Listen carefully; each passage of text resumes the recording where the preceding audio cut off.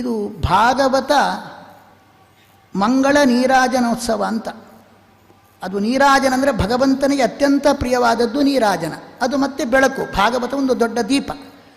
ಪ್ರತಿಯೊಬ್ಬರ ಮನೆಯಲ್ಲಿಯೂ ಕೂಡ ಆ ಒಂದು ಎರಡು ಜ್ಯೋತಿ ನೀರಾಂಜನವನ್ನು ಬೆಳಗಿ, ಈಗಾಗಲೇ ಹೇಳಿದ್ದಾರೆ, ಭಾಗವತದ ಒಂದು ಶ್ಲೋಕ ಹೇಳಿ ಅದು ನಾವು ಮಂತ್ರಾಕ್ಷತೆ ಕೊಟ್ಟು ಬರಬೇಕು. ಮತ್ತೆ ಒಂದು ವಿಶೇಷ ಹೇಳ್ತಾ ಇದ್ದೇನೆ, ಯಾರೂ ಕೂಡ ಇದರ ಬಗ್ಗೆ ಪಾದ ಕಾಣಿಕೆ ಕೊಡಬೇಕಾಗಿಲ್ಲ, ಪಾದ ಪೂಜೆ ಮಾಡಬೇಕಾಗಿಲ್ಲ, ಏನು ಮಾಡಬೇಕಾಗಿಲ್ಲ.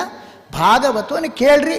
ಯಾರ ಹೆಸರು ಕೊಡ್ತಾ ಇದ್ದೀರಿ ಅವರ ಅಪೇಕ್ಷಿತರ ಮನೆಗೆ ಬಂದು ಭಾಗವತ ಬೆಳಗಿ ನಾವು ಕೃಷ್ಣನ ನಿಮಗೆಲ್ಲರಿಗೂ ಶ್ರೇಯಸ್ಸನ್ನು ಪ್ರಾರ್ಥನೆ ಮಾಡ್ತಾ ಇದ್ದೇವೆ. ಇದು ಅವರು ಹೇಳಿದ್ರು 250 350 ಅಂತ. ನಮಗೆ ಒಂದು ಈ ತಾಲೂಕು ಮಟ್ಟದಲ್ಲಿ ನದಿಯನ್ನು ದಾಟುವ ಹಾಗಿಲ್ಲ, ಜಲಾಶಯವನ್ನು ದಾಟುವ ಹಾಗಿಲ್ಲ. ನಾನು ಪರ್ಯಾಯ ಸ್ವಾಮಿಗಳಾಗಿ ರಥಬೀದಿಯಲ್ಲಿ ಬೀಡಿ ದಾಟುವುದಿಲ್ಲ ಅಂತಿಲ್ಲ, ರಥಬೀದಿಯನ್ನು ದಾಟ್ತೇನೆ, ನದಿಯನ್ನು ದಾಟುವುದಿಲ್ಲ ಅಷ್ಟೇ. ಅದರ ಒಳಗೆ ಎಷ್ಟು ಸಾಧ್ಯವುಂಟೋ ಬ್ರಾಹ್ಮಣ ಸಂಘದವರು, ಈ ಚಾತುರ್ಮಾಸ ಸಮಿತಿಯವರು ಎಷ್ಟು ಸಾಧ್ಯವುಂಟೋ ಅಷ್ಟು ಮನೆಗೆ ಇದು ಮನೆಯಲ್ಲಿ ವ್ಯವಸ್ಥೆ ಮಾಡಿದರೆ ಆ ಭಾಗವತ ಮಂಗಳ ಜ್ಯೋತಿಯನ್ನು ಬೆಳಗಿ ಇದನ್ನು ನಿಮಗೆಲ್ಲರಿಗೂ ದೇವರಲ್ಲಿ ಶ್ರೇಯಸ್ಸನ್ನು ಪ್ರಾರ್ಥನೆ ಮಾಡಬೇಕು ಅಂತ ಇಚ್ಛೆ ಪಟ್ಟಿದ್ದೇವೆ.